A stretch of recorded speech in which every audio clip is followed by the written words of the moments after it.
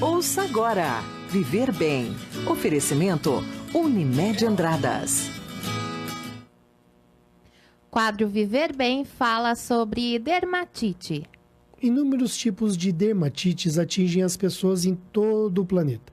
E as causas que resultam no surgimento da doença são variadas. Para falar sobre o assunto, o quadro Viver Bem, oferecido pelo Unimed Andradas, conversa ao vivo com a médica pediatra, alergista e imunologista Maria Carolina Inhola Fayon. Bom dia, doutora Carolina. Bom dia, Sandro. Bom dia, Kelly. Seja bem-vinda, né? Muito aqui obrigada. ao quadro Viver Bem. Já faz algum tempo que você veio e agora retornando com um assunto que tem direito a todos nós. E eu confesso que, inclusive, nesse momento estou com uma dermatite, viu, doutora? Sim. Então, eu queria que você falasse sobre isso para os ouvintes da Rádio Vinícola poder entender, porque é algo que atinge muita gente. Sim, é uma doença alérgica, né? A dermatite, na verdade, ela é um acometimento, uma inflamação da pele. Ela é bem comum tanto em crianças, ela pode acometer também adultos. E hoje eu vim conversar um pouquinho sobre os principais tipos de dermatites, né? Esclarecer como elas acontecem, como a gente pode prevenir, como podemos tratar essa inflamação da pele. Então, para resumir, a dermatite é uma inflamação, é isso? Isso, é uma inflamação que acomete a pele. Eu vou falar dos 3 principais tipos de dermatites, né, que é a dermatite atópica, a dermatite de contato e a dermatite seborreica.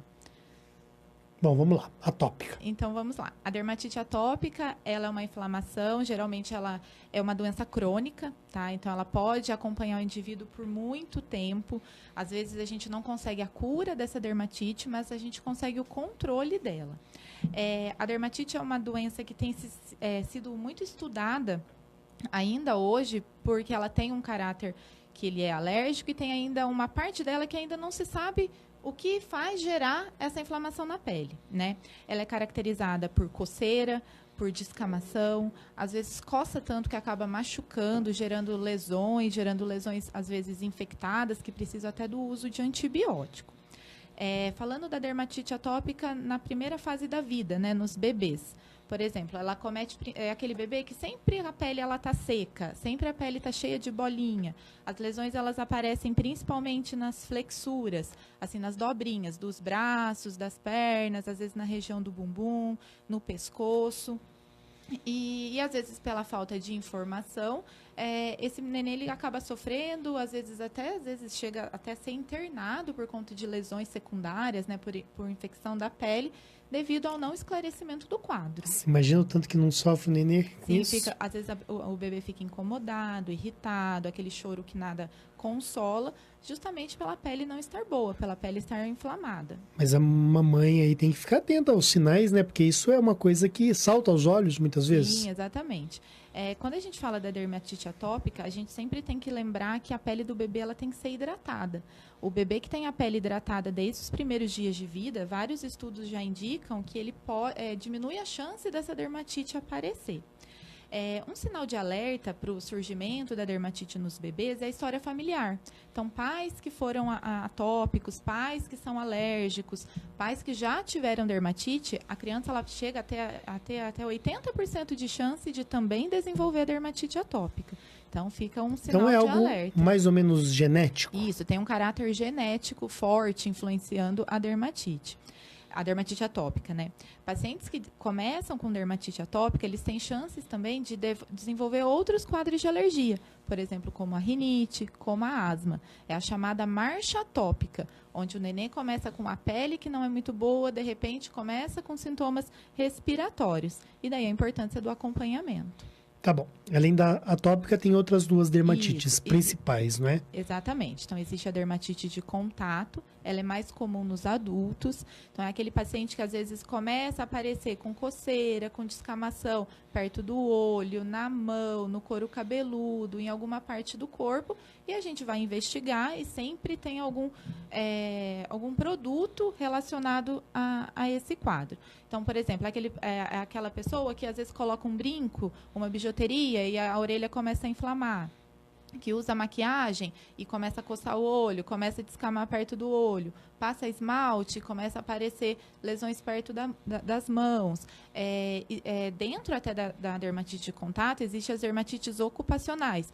Então, aqui por exemplo, quem trabalha com produto de limpeza, com produtos químicos, quem usa equipamentos de proteção, como botas de borracha, luvas, e acabam desenvolvendo esse quadro pelo contato com essa substância. É como se a pele não respirasse direito, né? Também, exatamente. Ou até a exposição prolongada. Então, você começa a ser tanto exposto àquele determinado produto que você vai ficando sensibilizado, sensível a ele. E daí você desenvolve as manifestações clínicas, que também são da pele que coça, da pele que descasca, da pele que machuca. Eu conheço uma pessoa, doutora Carol, que já faz muitos anos que tem dermatite e ela faz tratamento, coitada, e não sara. Primeiro a gente tem que Melhora, mas não sara, né? sempre está voltando. É como se ficasse fazendo ciclos. Ela acaba ficando bem, quando vê ela piora de novo. Então, o primeiro passo é descobrir o que está causando. Porque às vezes ela está sendo tão exposta a isso que ela não consegue mesmo melhorar. Ela melhora quando vê ela é exposta novamente ao produto ou a alguma coisa, e quando vê a pele está ruim de novo. Então, eu costumo dizer que a nossa pele ela é a primeira barreira contra qualquer coisa que tem no mundo aqui fora. Então, ela que nos protege contra as bactérias, contra traumas. Então, eu costumo comparar um muro da casa, que protege a casa quanto tudo que está lá dentro. Para o muro ficar de pé, ele precisa que os tijolos estejam unidos, fortes. E quem faz isso é o cimento. Na nossa pele, para ela ficar boa, ela precisa que as células estejam sempre uma do lado da outra, sempre grudadinhas. E quem faz isso é o hidratante, é a hidratação. Então, para quem tem dermatite, hidratante, ele não é um produto de beleza, ele não é um cosmético, ele é um remédio. Então, para quem tem dermatite, a hidratação ela é fundamental. Ela tem que ser feita todo dia com o hidratante correto, com hidratante para cada tipo de pele, e a partir daí a gente começa a fortalecer a pele e ela sofrer menos com as agressões. Às vezes a gente precisa usar pomada, às vezes a gente precisa usar antialérgico, no intuito de tirar a inflamação. Lembra que eu falei que no começo é uma inflamação da pele? Então, às vezes você precisa desses medicamentos, mas o que vai garantir que a sua pele continue boa é a hidratação contínua. Então, para quem sofre de dermatite, hidratante ele é um amigo, ele sempre tem que estar presente. Exemplo excelente, muito didático, nos faz compreender, não é? As pessoas que nos ouvem agora, elas acabam compreendendo perfeitamente essa questão. E aí eu queria perguntar para quem não tem dermatite, se o hidratante pode ter algum tipo de contraindicação. Não, na verdade, é assim, a gente sempre tem que ver o melhor hidratante para cada pessoa. Ele não é contraindicado, na verdade, hidratar a pele faz bem, tanto com o uso de produtos, como os hidratantes, quanto com a própria ingesta de água. Quando você bebe bastante água, você também hidrata a sua pele. E principalmente agora no período do inverno, né, outono e inverno que a gente está entrando, a pele ela tende a ficar mais seca. Então, a hidratação ela vai fazer bem para todo mundo, tanto ingerindo água quanto passando os produtos na pele. Agora, essa dermatite de contato que você está falando nesse momento, doutora Carol, você disse que ela atinge mais adultos. Isso. Mas chegando o inverno, de repente as crianças que estão fechadas dentro de salas de aula, nas creches, elas também podem ser acometidas? Então, nas crianças, geralmente essa dermatite de contato pode aparecer, por exemplo, com a fralda, nos bebezinhos. Então, o contato direto da fralda, às vezes, pode fazer uma dermatite de fralda. Às vezes, quando nas escolas, se a criança é exposta a algum giz, ou massinha, ou tinta, ou algum produto que elas brincam, às vezes elas podem sim desenvolver essas dermatites. Então, quer dizer, ambiente fechado não altera, não influencia, não vem pelo ar, por exemplo. Não, geralmente, no caso do contato, é o contato mesmo com algum produto. No caso da atópica, é um fator genético, é uma alteração da pele mesmo da criança, ou até do adulto mesmo. Mas em ambientes fechados, a gente lembra mais da rinite, dos quadros respiratórios. Que é outra área que você é especialista. Sim, também. Outro dia, daqui uns dias você volta para falar sobre isso. Para falar sobre os vírus, sobre os porque quadros respiratórios. Vai começar, inclusive, a esfriar, né? Sim, exatamente. Daqui a alguns dias. Agora, doutora Carolina, com relação ao terceiro tipo de dermatite, tem a ver com caspa? Então, é a dermatite seborreica, né? Ela pode tanto acometer as crianças e ela também pode voltar depois, principalmente nos adultos jovens e principalmente nos homens. tá? Então, a dermatite seborreica é uma inflamação também das glândulas sebáceas, né? E elas estão presentes principalmente na nossa face e no couro cabeludo. Então, são as áreas que mais são acometidas por esse tipo de dermatite. Mas tá? atinge mais adultos também. Também, mais adultos, principalmente na faixa de 30 anos, mais ou menos, e principalmente os homens, tá? Então, também ela apresenta-se, né, como uma inflamação que coça, que descasca, então chega a descascar o couro cabeludo mesmo, às vezes até confunde com a caspa, né? Só que ela acaba piorando, ela vai piorando e precisa do tratamento específico, que muitas vezes é associado com antifúngicos, com shampoos específicos para isso. Tá, eu quero já entrar nessa área então. Quando a gente toma muito banho ou quando a gente não se seca direito, qual a relação dessa situação com as dermatites? A pele, o couro cabeludo que fica úmido, ele é um meio de cultura para a proliferação de fungos, então que acaba piorando essa dermatite. Então, o couro cabeludo, principalmente em pacientes que sofrem, né, dessa doença, então sempre mesmo lavar o cabelo, secar o cabelo, deixar bem sequinho para evitar que o fungo se prolifere e acabe piorando a dermatite. Tá? Entendi. Se a pessoa não se... Eu conheço pessoas que se secam no pós-banho sem toalha. Se secam sozinhas porque dizem que a toalha, inclusive, faz mal. Tem alguma relação, alguma forma correta de se enxugar? Para quem tem dermatite, na verdade, o banho ele tem que ser um pouquinho diferente. É um banho rápido, é um banho morno, porque a água quente, o longo contato com a água do banho, ele acaba desidratando mais a pele. E ela acaba perdendo a camada de gordura que ela tem, que mantém um pouco da hidratação. Então, quem tem dermatite, o banho eu falo que é rapidinho. É banho rápido, morno, com sabonetes que têm alto poder de hidratação, tá? Então, tem sabonetes melhores, sabonetes específicos para dermatite. E a hora que sai do banho, a toalha tem que apenas assim fazer leve pressão sobre a pele, justamente para a gente também não tirar essa camada de gordura e não acabar desidratando mais a pele ainda. Então você passa de bem levinhos, tira a umidade, tira a água que está na pele, mas sem fazer aquela fricção forte para também não remover a camada de gordura. Interessante. Quem não tem dermatite pode adquirir por causa de banhos demorados usando água quente? Ela pode adquirir uma dermatite aguda, por exemplo, que é pela agressão. Então, você está tomando banho muito quente, todo dia, sua pele vai desidratando, ela vai coçando, ela vai machucando. Então, pode sim. Então, o banho tem que ser sempre banho morninho. Entendi. E para o médico fazer o diagnóstico, ele faz apenas olhando, ele precisa pedir algum tipo de exame, como que funciona? O diagnóstico ele é clínico, então é uma boa anamnese, é uma boa conversa com o paciente, entender o que está acontecendo, né? O exame clínico, onde você vai ver as lesões, você vai ver a distribuição dela, a localização, cada faixa etária, por exemplo, a criança, igual eu falei no comecinho, ela comete mais as dobras, a face. O adulto, ele já tem outras localizações mais específicas, como as costas ou regiões de contato, né, com algum produto. E existem alguns testes que podemos fazer para elucidar melhor o quadro. Principalmente na dermatite de contato. Na dermatite atópica, nem tanto. Mas na dermatite de contato, existe o teste de contato, onde existe uma bateria de 30 substâncias que elas são colocadas nas costas do paciente e a gente avalia durante uma semana para qual substância o paciente é alérgico, para qual substância ele vai reagir. Interessante. No caso do tratamento, ele sempre vai exigir medicamentos ou existem situações que basta mudar os hábitos? A dermatite de contato é a exclusão do agente causador, né? Então, depois que a gente identifica o que está causando, o paciente não pode mesmo ter o contato, ele vai ter que substituir.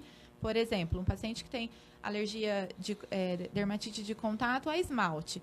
A partir do momento que foi identificado, ele vai ter que usar esmalte hipoalergênico ou esmalte que não contém a substância que nós identificamos, senão o quadro ele não melhora mesmo. Tá? E até a pele ficar boa, a gente vai fazer uso de hidratantes especiais, de pomadas de corticoide, às vezes de antialérgicos orais, no intuito de desinflamar a pele. E se não tratar da dermatite ou essas dermatites, existem complicações? Pode, por exemplo, virar um câncer, não sei. As principais complicações, elas são infecciosas. Então, assim, a pele ela pode ficar aberta, então facilita a entrada de bactérias. Pode desenvolver celulite na pele, erisipela, infecções bacterianas mesmo, que em alguns casos pode até cair na corrente sanguínea e fazer infecções generalizadas, por exemplo. Quer dizer, começa com uma coisa não tão complicada e depois... Exatamente, pode ter complicações sérias. Então não deixa para depois, né? Percebeu ali alguma coisa, já... Procurar ajuda, procurar orientação, ver que tipo de dermatite que é, se realmente é uma dermatite.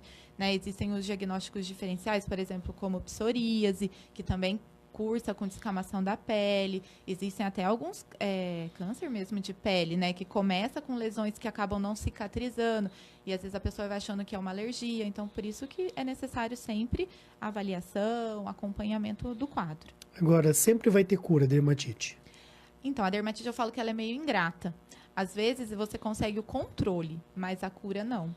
Por isso que é necessário sempre avaliação mesmo médica, fazer o acompanhamento direitinho. Interessante, né? E tem alguma coisa de, assim, relevância com relação à dermatite que eu não tenha perguntado, doutora? Não, basicamente foi o que nós conversamos mesmo. Existe uma infinidade de causas para isso, então por isso que às vezes a gente precisa investigar. Eu falo que o alergista às vezes é um detetive, né? Ele vai atrás do que está acontecendo. E assim, sempre ter apoio. A dermatite atópica, às vezes, ela incomoda tanto a criança, ela coça tanto, que ela leva prejuízo, por exemplo, para a escola. A criança não consegue se concentrar na aula de tanto que a pele coça, de tanto que machuca. Então, o acompanhamento ele é fundamental para o controle e qualidade de vida do paciente, né? Interessante. Quero ver você fazendo uma carinha aí de preocupação. Eu tenho praticamente a psoríase, né? Uhum. E tenho também a caspa. E para muitos falam que é caspa nervosa, não é? Que a gente fica muito preocupada, ansiosa, nervosa, né? E isso acaba também prejudicando? Sim, o estresse ele é um gatilho para o desencadeamento de algumas dermatites. Então, alguns pacientes que já estão controlados, já estão com medicação, passaram por períodos muito bons até, de repente tem um estresse, passa por algum problema, quando vê a dermatite ou até outros problemas alérgicos ou a própria psoríase, né? Eles voltam, assim, bem graves até. Então, o estresse, ele é um gatilho, ele é um desencadeador das crises. Eu tenho sempre isso. É interessante, né? Questão psicológica, Sim. né? Mente sã, corpo são. Exatamente. Né? É um conjunto, né? Verdade. Não podemos tratar separado. É verdade, né? Por isso que sempre vale a pena realçar exercício físico, boa alimentação, hidratação, cabeça em ordem, não fica tão Exatamente. preocupado com os problemas, senão você chega lá numa idade mais pra frente vai ver que não valeu a pena, né? Sim, com certeza. Né? Até coceira você teve por conta de excesso de preocupação. Sempre quando a gente tá preocupado com alguma coisa, né? A gente coça a cabeça, atrás da orelha, né? Às vezes só de você ver outra pessoa coçando, você já começa a coçar. Não, eu cocei agora. Eu cocei agora. Nós conversamos com a médica pediatra, alergista, imunologista Maria Carolina Nhola Fayon. Ela esteve participando do quadro Viver Bem, falando sobre dermatite. O quadro Viver Bem é oferecido pela Unimed Andradas e vai ao ar às quintas-feiras durante o programa Jornal da Cidade. Até a próxima semana. Pedro, como bom mineiro, coloca tudo na balança para se orientar. Avaliar cada detalhe tintim por tintim é essencial para o sucesso do seu negócio. Por isso, ele abriu as portas da empresa para a Unimed. Seus funcionários contam com serviços médicos de qualidade e o preço não pesa para ninguém. A empresa paga uma parte e o funcionário outra. Faça como Pedro. Contrate o plano empresarial Unimed, o plano perfeito para quem não perde um ótimo